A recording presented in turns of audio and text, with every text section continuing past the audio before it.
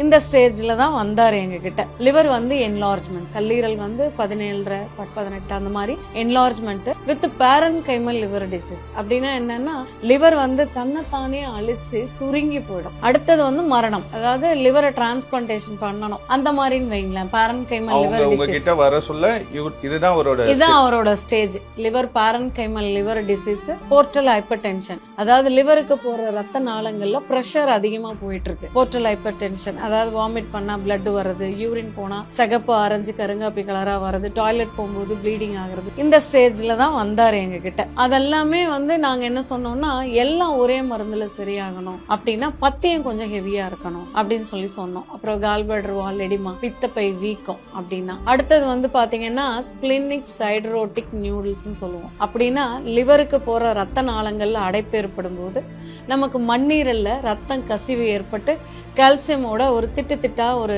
Fibroids உருவாகும். அந்த மாதிரி மண்ணீரல் வீக்கம். அடுத்தது வந்து பாத்தீங்கன்னா போர்ட்டல் ஹைப்பர் டென்ஷன் வந்தாவே அசைட்டிஸ், வயிற்றுல நீர் தங்கிக்கும். அதாவது சாப்பிட்டோம் அப்படின்னா உடனே லூஸ் ஸ்டூல்ஸ், ஆனா தண்ணி குடிச்சோம்னா வெளியில போகாது, ஃபுல்லா அசைட்டிஸ் ஃபார்ம் ஆயிக்கும்.